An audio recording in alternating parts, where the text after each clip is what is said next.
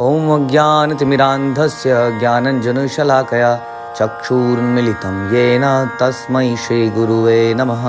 हरे कृष्णा। श्री चैतन्य चरितामृत लीला chapter 19 प्रयार संख्या 61। महाप्रभु का लगभग चरम अवस्था में पहुंच चुका है। उनका विरह, उनका प्रेम हमेशा से ही था, लेकिन उसका मैनिफेस्टेशन सबके सामने अब हो रहा है। और हमें चैतन्य महाप्रभु की चैतन्य चरितामृत के माध्यम से हम इस परम भाव को समझ पा रहे हैं। राधा रानी के बारे में हम अक्सर we are not qualified to study और read other than Shrimad Bhagavatam में जितना भी बताया गया है। बाकी ग्रंथ के लिए हम एलिजिबल ही नहीं है, लेकिन हम समझ सकते हैं कि राधा रानी का कैसा भाव है बाई रीडिंग चैतन्य चरितामृत। यही भाव राधा रानी का है जो अभी हम देख रहे हैं कि कृष्ण से विरह में उन्होंने दीवार में अपने गाल, अपना चेहरा रगड़ डाला, इसे खून निकलने लगा। दीप ज्वाली घरे गेला, देखी प्रभुर मुख, स्वरूप गोविंद तुम्हारा हैला बड़ा दुख। तब दीपक जलाकर स्वरूप दामोदर और उस गोविंद ने उस कमरे में प्रवेश किया, क्योंकि उन्हें लगी रहा था कुछ अजीब अजीब सी आवाज़ें निकल रही थी, गाँव गाँव गाँव। हाँ, तो कमरे में घुसे, उन्होंने दीपक जलाया कि क्या हो गया ये। जब उन्होंने महाप्रभु का चेहरा देखा तो दोनों ही अत्यंत दुखी हो गए। प्रभु रे शय्याते आनी, सुस्थिरा कराइला, काहे केला यही तुम्ही स्वरूप पुछिला।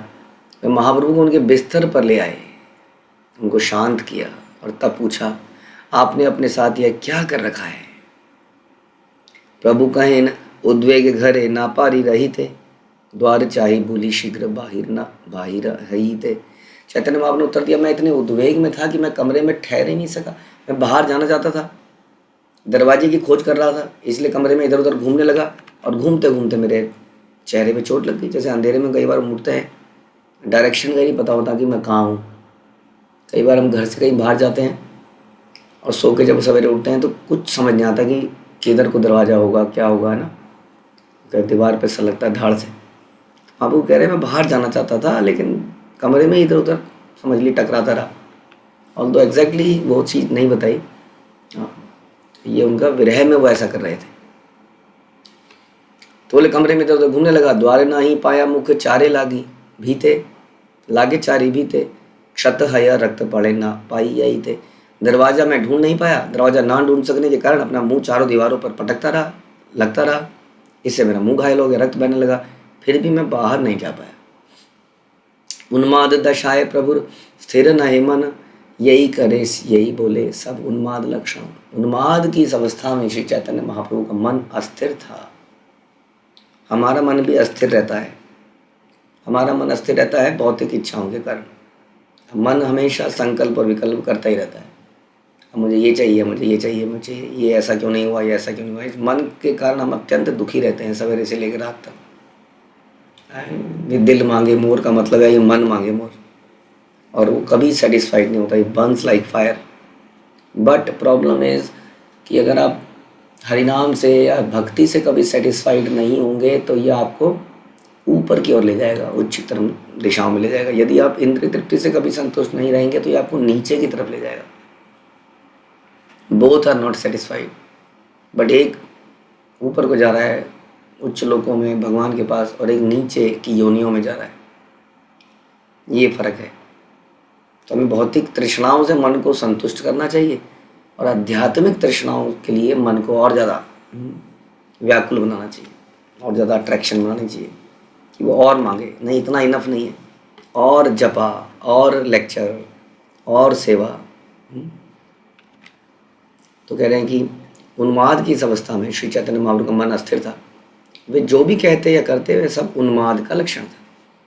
स्वरूप को साई तवे चिंता पाइला मने, भक्त गण लैया विचार कैला आरदिन। स्वरूप दामोदर अत्यधिक चिंतित थे उनकी इस अवस्था को देखकर, क्योंकि जैसे हमने बोला भगवान नहीं, भक्त नहीं चाहता है कि भगवान को कोई भी कष्ट हो। भगवान को कोई कष्ट हो ही नहीं सकता है पहली बात तो, लेकिन फिर भी अपेरेंटली भी अगर दिख रहा है तो उसको भी नहीं चाहता है। तो उनके मन में एक विचार आया। अगले दिन उन्होंने अन्य भक्तों से मिलकर इस पर विचार किया। सब भक्त मेली तब प्रभुर साधिला, शंकर पंडित प्रभुर संगे सोया हिला। परस्पर विचार विमर्श करने के बाद सबों ने श्री चैतन्य महाप्रभु से विनती करी कि वे अपने साथ उस कमरे में शंकर पंडित को भी लेटने दें। तो एक व्यक्ति का नाम प्रपोज किया गया कि इनको इस गंभीरा में, रूम में, ये आपके साथ नीचे सो जाएगा, कोई तंग नहीं करेगा। आपको रात को अचानक से कोई ज़रूरत पड़ेगी, पानी पीना होगा, कुछ होगा, तो ये आपकी केयर कर लेगा। और इस प्रकार से आप ये हानि नहीं होगी जो अभी हुई। आप कह रहे हैं हमको दरवाज़ा नहीं मिला, तो ये आपको वो सारी मदद कर देगा। तो इसको अपने कमरे में लेटने दें। प्रभु पाद तले शंकर करे न शयन, प्रभु तार ऊपर करे न पाद प्रसारण। और इस तरह शंकर पंडित चैतन्य महाप्रभु के पाँव के पास लेट जाता और महाप्रभु अपने पाँव शंकर के शरीर पर रख देते। बहुत ही भाग्यवान रहे शंकर पंडित, तभी उनका नाम यहाँ प्रपोज किया गया। और भाग्यवान व्यक्ति बनता है अपने कर्मों से। भाग्य जो है कोई तुक्का नहीं है, ध्यान रखिए। हम कहते हैं ये भाग्य लेके आया है, ये भाग्य की देवी है, हमारे घर में आई है। वो पता नहीं कौन है, भाग्य की देवी है या साक्षात चंडिका है। वो तो पता चलेगा कि उसके कर्म कैसे, चाहे वो लड़का हो या लड़की हो। हम कहते हैं लड़का आया है तो भाग्य आया है, कई बार संसार में ऐसा भी प्रचलन है। लड़की आई है तो मुसीबत आई है। कौन आया है कौन नहीं आया है, तो हिरण्यकशिपु हिरण्याक्ष भी जन्मे थे एक घर में, प्रहलाद भी जन्मे थे। तो हर व्यक्ति के जो कर्म हैं, उसके जो भक्ति करी गई है पिछले जन्मों में, उसके अनुसार उसका भाग्य है। तो शंकर पंडित का ये भाग्य वास्तव में उनकी सेवा के माध्यम उन्हें मिला होगा। प्रभु पादो पादान बलि तार ताम नाइला, तार नाम नाइला हईला, पूर्वे विदुर येन श्री शुक्रवर नीला। शंकर प्रभु पादोय धान अर्थात श्री चैतन्य महाप्रभु का तकिया। शंकर प्रभु पादोय धान चैतन्य महाप्रभु का तकिया बन गए और इसी नाम से प्रसिद्ध हुए। वे विदुर के समान थे, जैसा कि सुखदेव गोस्वामी इसके पूर्व उनका वर्णन कर चुके हैं। तो इस प्रकार से क्या बन गए वो? भगवान का तकिया बन गए। ऐसा ही हम कृष्ण लीला में देखते हैं कि भगवान किसी के पैरों पे सो जाते थे, कभी भगवान बलदेव को अपने पैरों पे सुला लेते थे। तो इस प्रकार प्रेम का जो लक्षण है वो सेवा करना होता है, हमेशा भोगना नहीं होता है। यू वांट टू सर्व, इसलिए वो बड़ा शुद्ध होता है। उसमें सांसारिक लस्ट नहीं होती है, वो शरीर से अट्रैक्शन नहीं होती है, जो आजकल के प्यार का मुख्य लक्षण है। बेसिकली वो शारीरिक अट्रैक्शन को हम समझ लेते हैं, उसका कैसा लक्षण है? नहीं हमारा तो ऐसा नहीं था तो फिर भी भोगने का प्रयास तो किया एक दूसरे को, शारीरिक रूप से, अनैतिक रूप से, कई तरीकों से। इसलिए यहाँ पर ये प्यार आप जितना भी देखेंगे चैतन्य चरितामृत में, इसमें सब अनंत सरेंडर, सर्विस, प्योर, एकदम प्योरनेस दिखती है। देखिए कृष्ण लीला को चर्चा करना, कृष्ण तो रसराज है, इसलिए कृष्ण का गोपियों के साथ जो संबंध है वो तो बिल्कुल ही डिफरेंट है, वो हमारी समझ से ही बाहर है। लेकिन चैतन्य चरितामृत में हम चरित्र देखते हैं, रामलीला में हम चरित्र देखते हैं, वो उसमें उन्होंने दे वर नॉट इन द भाव of supreme personality of God. तो उन्होंने दिखाया एक मानव को कैसे जीना चाहिए, राम जी ने दिखाया। चैतन्य महाप्रभु का एक भक्त का आचरण कैसा होना चाहिए। This is for us and Krishna लीला is not for us. Krishna लीला तो हमें अट्रैक्ट करने के लिए, वो तो supreme personality of godhead के भाव में करी गई चीज़ें हैं, वो आम आदमी के लिए नहीं। आम आदमी गोवर्धन उठा ले, आम आदमी के लिए कोई उसमें लीला नहीं है। वो पूर्ण पुरुषोत्तम भगवान की लीलाएं हैं। और राम और चैतन्य महाप्रभु ये लीलाएं मानव को दिखाने के लिए कि कैसा चरित्र होना चाहिए हम लोगों का। तो इसलिए ये समझना पड़ेगा। और खास तौर पे महाप्रभु जब आए तो उन्होंने ये दिखाया कि एक भक्त का कैसा आचरण होना चाहिए। तो एक और एग्जाम्पल मिलता है यहाँ पर, जैसे गोविंद का एग्जाम्पल हम देखते हैं अक्सर, जगदानंद पंडित का एग्जाम्पल देखते हैं। तो जगदानंद पंडित हमेशा भगवान को कुछ आराम देना चाहते थे, गोविंद हमेशा उनकी सेवा में तत्पर रहते थे। और अब एक शंकर पंडित ये उनका तकिया बन गए। इति ब्रुवाणम विदुरम विनीतम सहस्रशीर्षण चरण उपधानम प्रहष्ट रोमा भगवत कथायाम प्रणीयमान मुनि अव्यचष्ट। उद्धरण, यह उद्धरण श्रीमद् भागवत से लिया गया। जब भगवान कृष्ण के चरणों के रखने के स्थान रूप विनीत विदुर जी मैत्री से इस प्रकार कह चुके। जब भगवान कृष्ण के चरणों के रखने के स्थान, कृष्ण के चरणों के रखने के स्थान विनीत विदुर जी मैत्री से इस प्रकार कह चुके, तो मैत्री ने बोलना प्रारंभ किया। भगवान कृष्ण विषयक कथाओं की चर्चा से उत्पन्न दिव्य आनंद के कारण उनको रोमांच हो गया। तो इस लाइन में मुख्य रूप से बताया गया कि विदुर को कैसे संबोधित किया जा रहा है कि भगवान कृष्ण के चरणों के रखने के स्थान विनीत विदुर। जैसे कि अभी हमने शंकर जी के लिए सुना कि तकिया, उसी तरह से विदुर जी के लिए बोला गया इस भागवत में भगवान कृष्ण के चरणों के रखने के स्थान श्री विदुर जी। तो इस प्रकार की जो ख्याति है वही असली ख्याति है। Country head, world head, regional head, ये सुन के हमें आनंद मिलता है। भक्तों की ख्याति क्या है? भगवान के चरणों के रखने का स्थान, भगवान के सर रखने का स्थान शंकर जी, या पैर रखने का स्थान भी बने हुए। तो हमारी ख्याति है भगवान के दास के रूप में जाने जाने की, ना कि बहुत बड़ा कोई मोटिवेशनल स्पीकर, दौलतमंद आदमी, successful businessman, well educated person, so many degree holder, getting huge amount of salary, लंबा चौड़ा गबरू जवान, बोल्ड एंड ब्यूटीफुल, ये सब सांसारिक उपाधियां हैं। इसलिए कहते हैं सर्व उपाधि वेनुक्तम तत्पर्त्वेन निर्मलम ऋषिकेन ऋषिकेश शीलम भक्त उच्चते। इन सारी उपाधियों को छोड़ के, उपाधि के साथ आदमी सेवा नहीं कर पाता है। कंट्री हेड साफ कर रहे हैं, झाड़ू लगा रहे हैं, उनके दिमाग में मैं कंट्री हेड हूं, कोई देख तो नहीं रहा मुझे। सड़क में कुछ कर रहे हैं, मांग रहे हैं, अरे मैं तो यहाँ का टॉप मोस्ट बिजनेसमैन हूँ, कोई देख तो नहीं रहा। प्रताप रुद्र ने नहीं सोचा था कि मुझे कोई राजा की उपाधि को त्याग दिया, झाड़ू लगाने लगे। राजा की उपाधि को त्याग कर झाड़ू लगाने, इट इज डिफिकल्ट। आप तो देखिए बड़ा ग्लोरीफाइड हो गया है। अब तो हम लोग जो करते हैं, हम तो प्रताप रुद्र की नकल मार लेते हैं, हम लोग, मतलब अपने लिए बता रहा हूँ।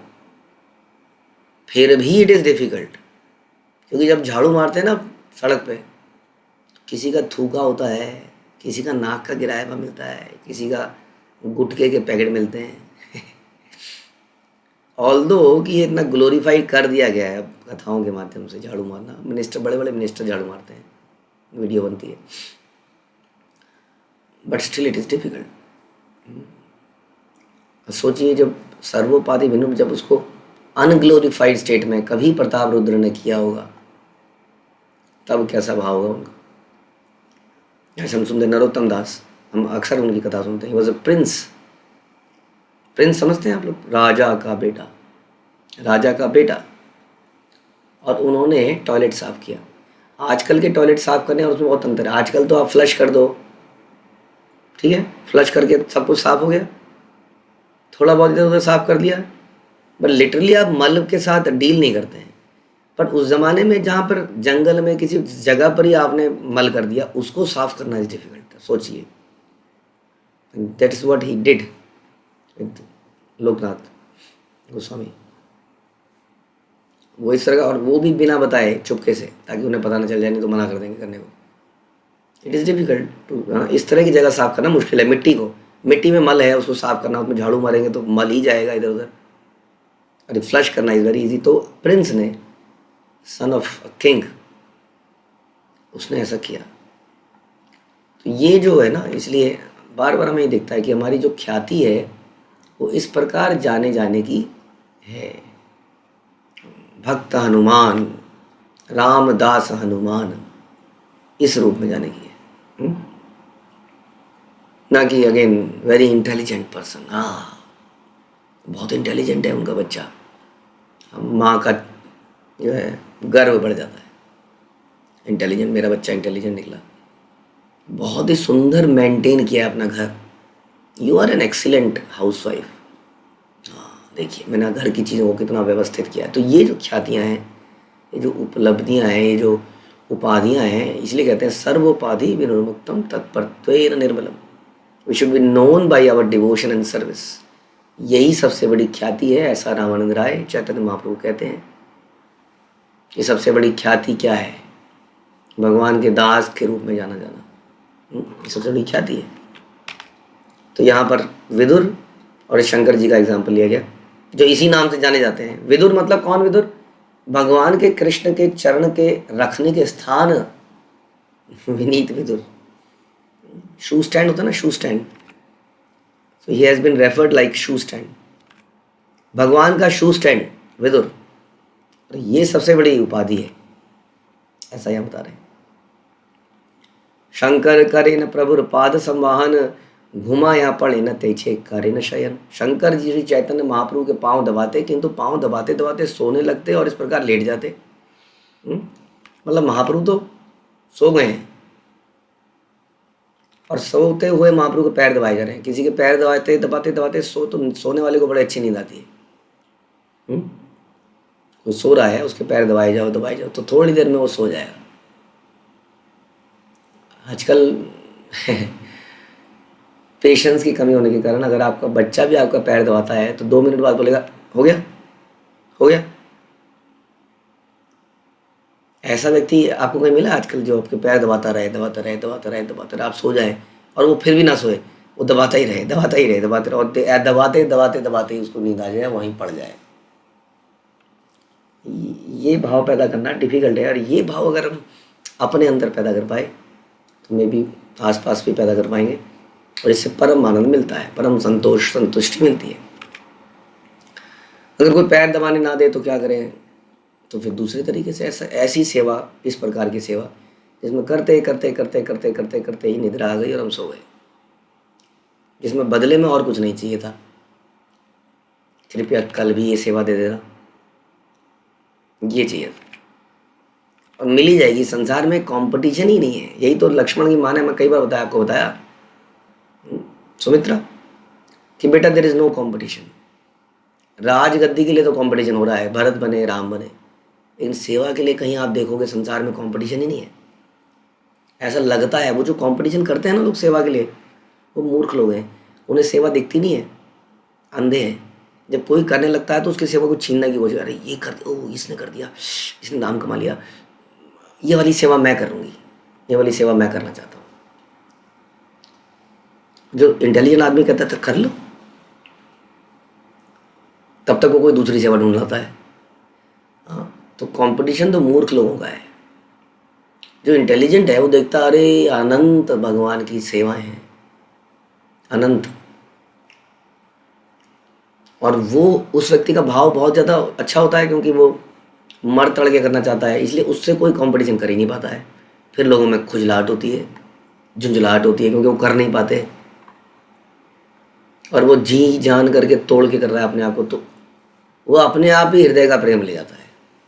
कोई कंपटीशन नहीं दिखता उसको, क्योंकि इस कदर सेवा करने वाले लोग नहीं हैं संसार में, हैं अपने कंफर्ट के अंदर करने वाले हैं। मैं और मेरा परिवार, मेरा धन सुरक्षित रहे, अब बताओ क्या करना है।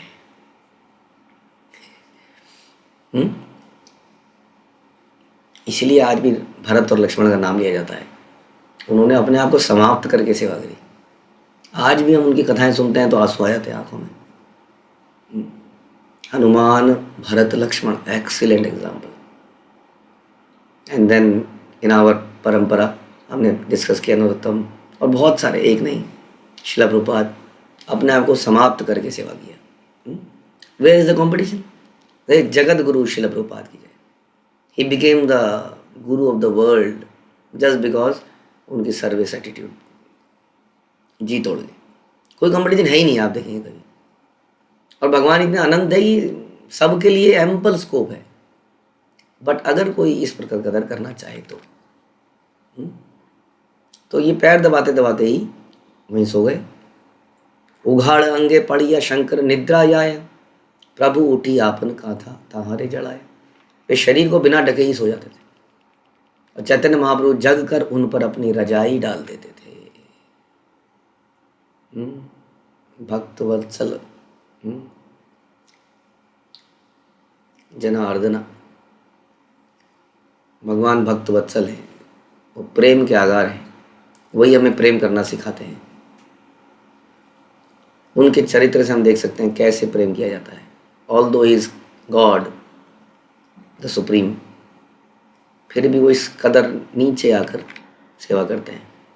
उनको इस पर आनंद आता है। उनको अपने पिताजी नंद बाबा की चप्पलों को सर में लेके आनंद आता है। उन्हें बलराम और ग्वालों के पैर दबा के आनंद आता है। तो वो हमें सिखाते हैं कि जब भगवान को ऐसे आनंद आता है तभी तो चैतन्य महाप्रभु बन के आए।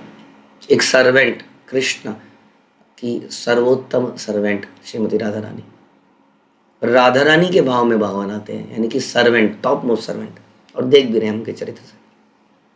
सो कृष्ण जो है रसराज, उनको परम रस आता है। उनके पास सबसे बढ़िया जूस कौन सा है? रसों का जूस, भक्तों की सेवा। तो वो भक्तों की सेवा करने के लिए संसार में आते हैं।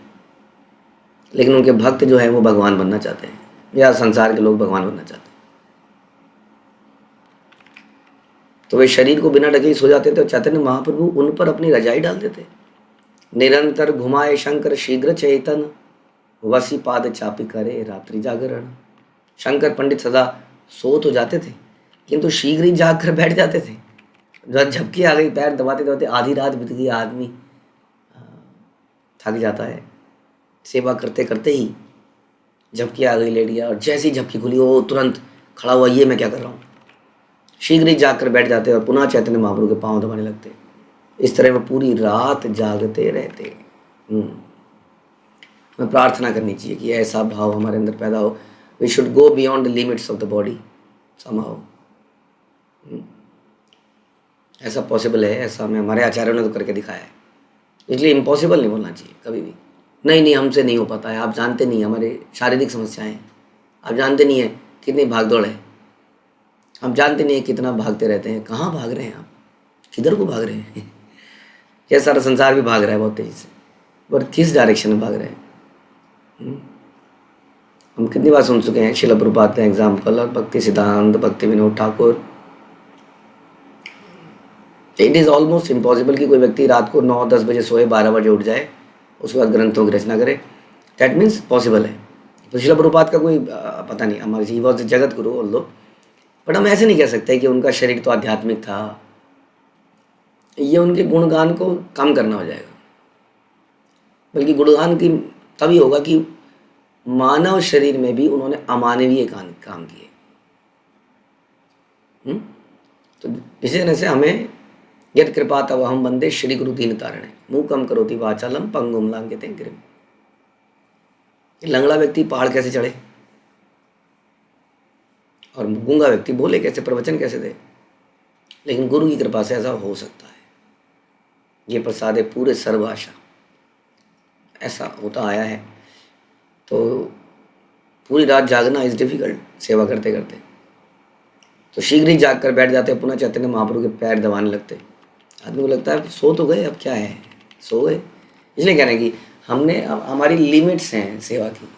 सेवा लिमिटेड वे में करना चाहते हैं जिसमें कि मैं और मेरा परिवार सुरक्षित रहे। इतना ही देंगे, इतना ही करेंगे।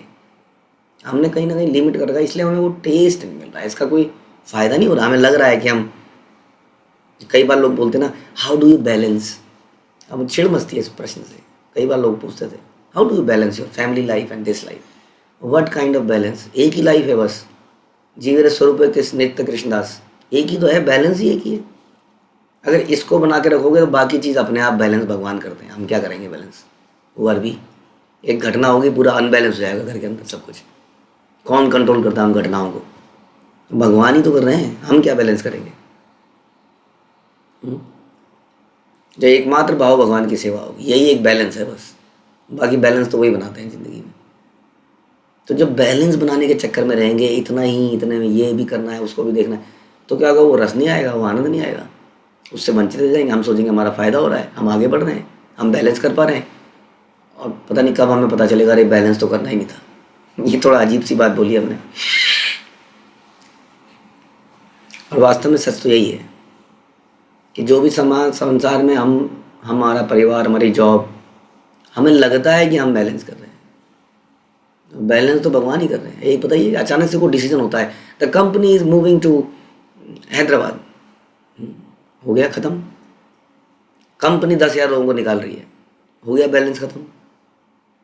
बताइए, तो क्या बनाएंगे हम बैलेंस? अचानक से कोई परिवार का व्यक्ति चला गया, हो गया सब अस्त व्यस्त, तो हम क्या बैलेंस करें? हमें लगता है कि हम बैलेंस करते हैं।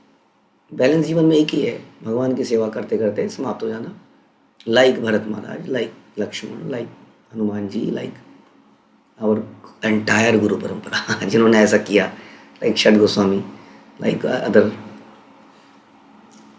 इसलिए आज उनको जाना जाता है।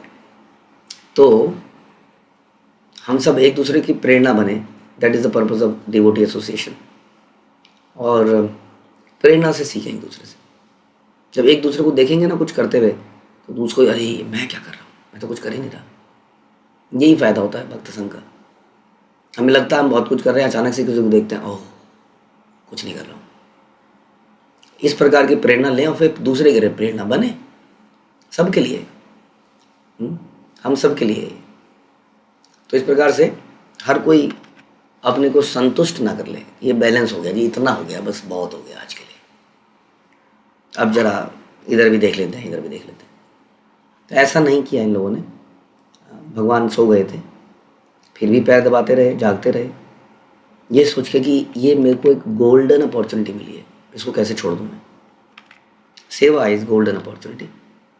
तार भय नारे न प्रभु बाही रही आई थे, तार भय नारे न भित्ते मुखाब्ज घसीते। शंकर के भय से चैतन्य महाप्रभु ना तो अपना कमरा छोड़ते थे और ना ही अपने कमल सदृश मुंह को दीवालों पर रगड़ते थे।